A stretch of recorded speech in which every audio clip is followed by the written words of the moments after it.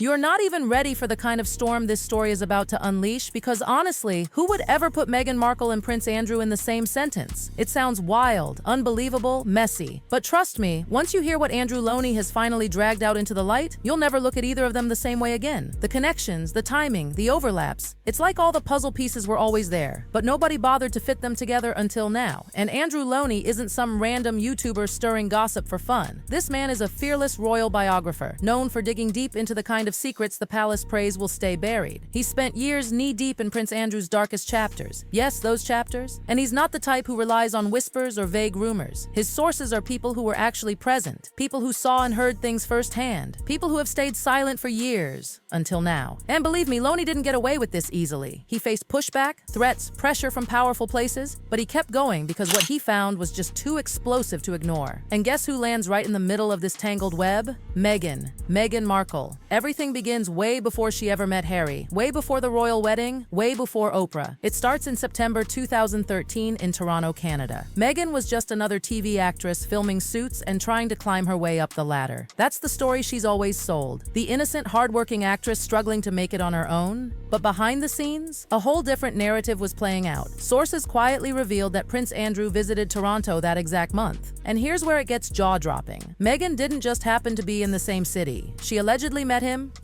met him, spent time with him, was right in his orbit. And guess what?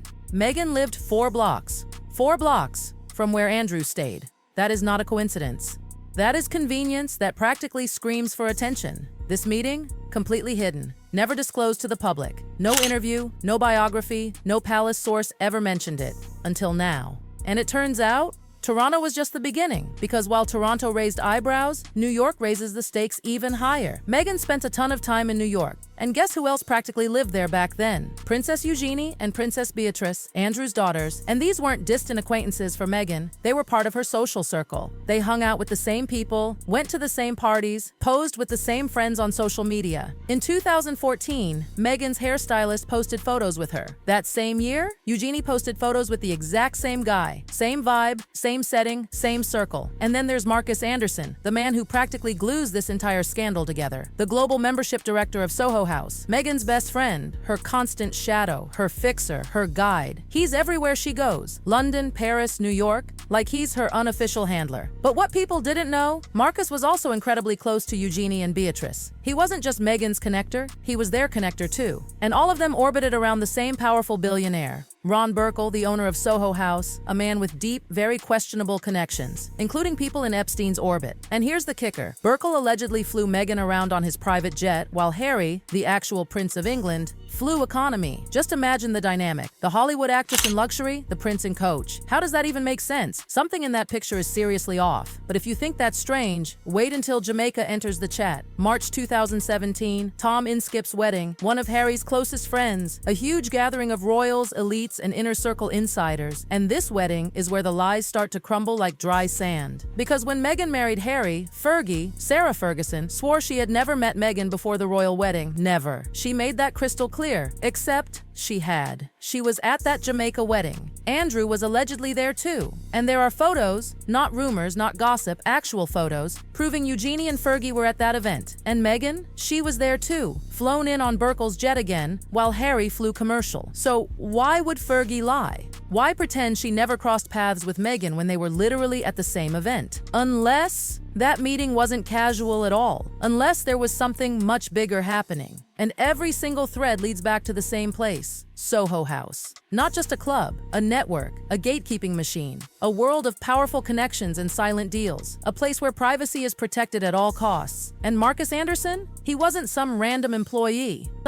Meanwhile, the palace is scrambling. William wants Andrew gone. And honestly, who can blame him? Every new revelation makes the monarchy look worse. King Charles keeps bouncing responsibility back and forth with Parliament like neither of them wants to be the one who finally pulls the plug on Andrew's royal privileges. But the public? They're done. They're fed up. They want answers. They want accountability. They want Andrew out of Royal Lodge, out of the royal family, out of the headlines, out of the taxpayer's pocket. Just out. And as pressure builds on Prince Andrew, something even stranger starts happening. More and more sources connected to Meghan's old circles begin coming forward. People she knew in Toronto, people she knew in New York, people connected to Soho Soho House, people connected to Eugenie, people connected to Marcus Anderson, people connected to Fergie. The web just keeps expanding. And Andrew Lownie, he's documenting everything. Every new tip, every new name, every new thread. He's updating his book with over 60 pages of new revelations. 60. And that's only what he has so far. He's openly hinted that powerful political figures, people with real influence, may be named in his next updates. Imagine how nervous those people must be right now. Because once these names start rolling out in the new edition, the narrative won't just be about Andrew anymore.